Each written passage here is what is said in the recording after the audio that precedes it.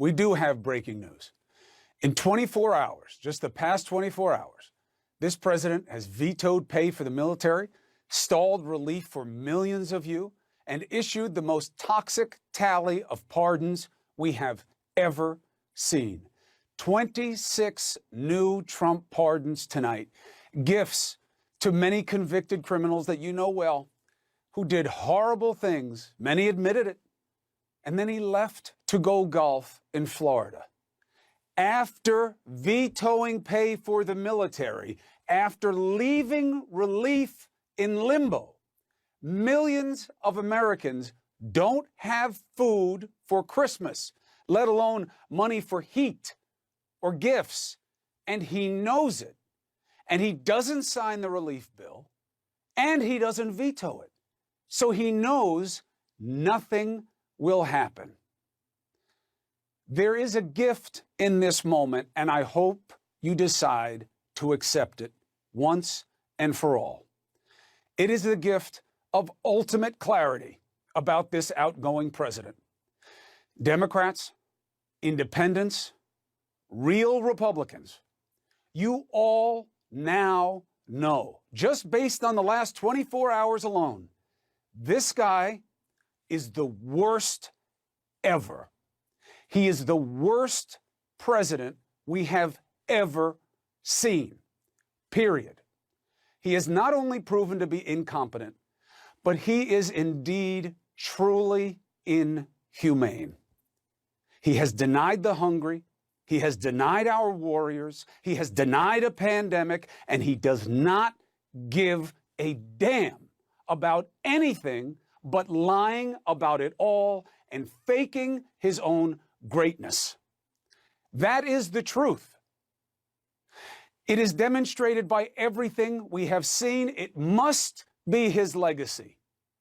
And those who have ignored and empowered him, those who have solicited this brand of his own horrible actions towards others, are complicit. He must be remembered as the worst, if only for this alone, and if only this is what we had seen, it would already make him the worst, on top of years of perfidy, of deceit, of lies, of viciousness towards those who need protection consistently. You literally have seen nothing to feel any other way, and yet you do, but no more. This has to be a bottom. He must be seen as the worst, and we must run away from him and this type of behavior as fast as we ever have collectively as a country before.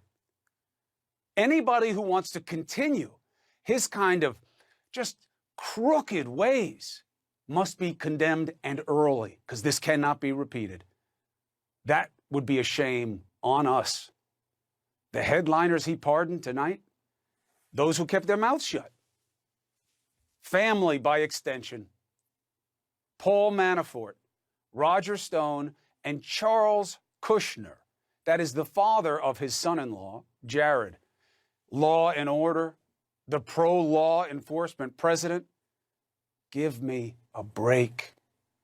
He just undid hard work of law enforcement who made the cases against these crooks. This country pursued justice against those who did wrong. He just undid it.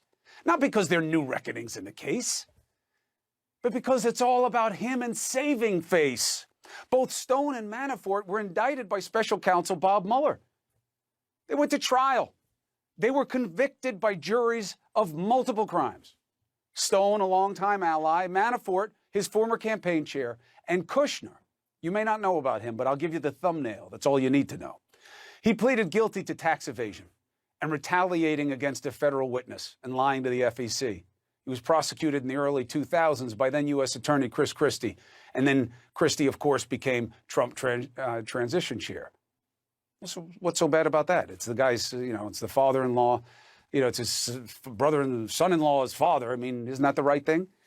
Kushner is no ordinary white-collar criminal.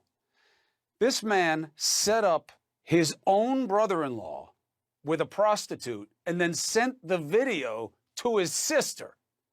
That is the kind of thing that only Trump would see a pardon available. He commuted Stone's sentence for obstruction of Congress, threatening a witness earlier this year before he was set to surrender. We know why he did it. Roger Stone is many things, but one of them is loyal to those that he sees as on his side. Trump returned the favor. Manafort has been home serving confinement after COVID. But this is no mercy pardon. These are rewards. You notice what Manafort never did, right? Never talked about Trump. Not a word.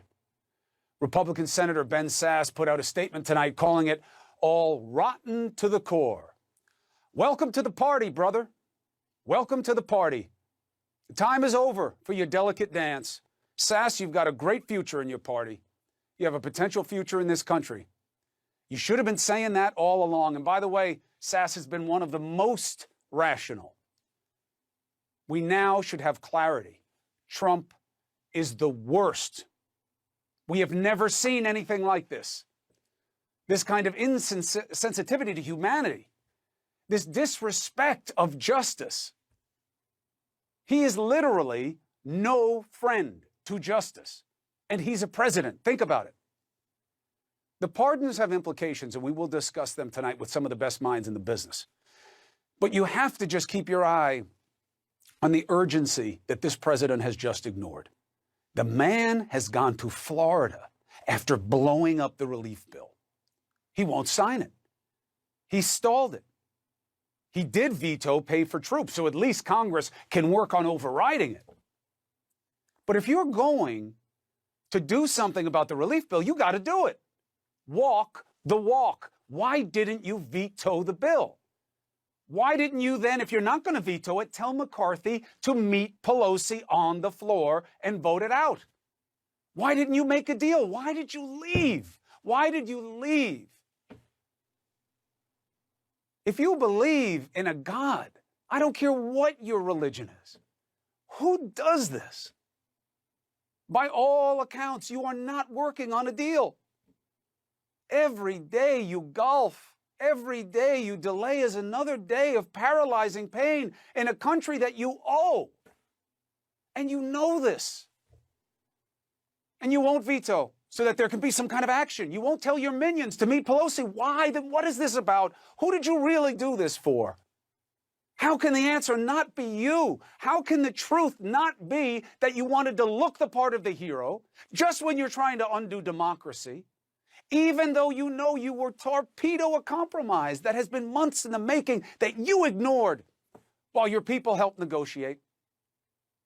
It is the worst thing you could do in this situation. And you made this situation. You ignored this pandemic. You made a bad play. You thought if you ignored it, it would go away and the economy would be okay and you would win, and you were wrong. And you doubled down on dumb. And this time, it bit all of us in the ass.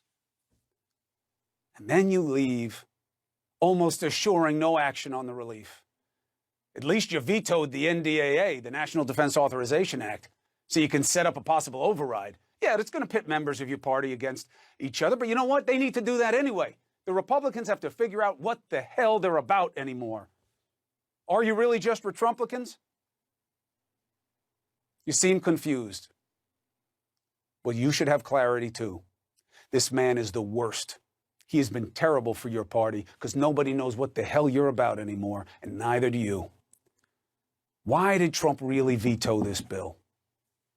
A lot of people in his own party say, well, it's to show Mitch, that Mitch should have helped him more in overturning the election. Can you imagine what it means about where the hell we are in this country that Republicans can say that with sober mind? People are starving. And what he just did with the NDAA, the National Defense Authorization Act, is even weirder. Why? Well, he doesn't like this Section 230. This fringe. Look, of course we have to figure out what to do when it comes to what's right and wrong on the internet, and is it really like newspapers or not, and the right of a publisher, are they publishers? We have to work through it, but not this way. Not right before Christmas, not when you're going to leave town, not with people starving. He is the worst we have ever seen. And the only reason you would defend that is because you don't want to give in to the status quo. But what are you saying when you decide to reject the status quo by making it worse, by injecting the political equivalent of a virus into our political corpus? And that's what Trump is. He is not a cure. He has never been a cure. He was never going to be a cure. He was injected as a virus to make the system sick, and he has. And now we are on our knees in this country. And the only chance for us to get to a better place is to recognize what we have had all along: the ability to come together, to be about a common cause, and to demand better from the men and women that we invest with power to do our business. If you expect nothing, you get this. We must change. Let it be a gift to us before this Christmas. He is the worst.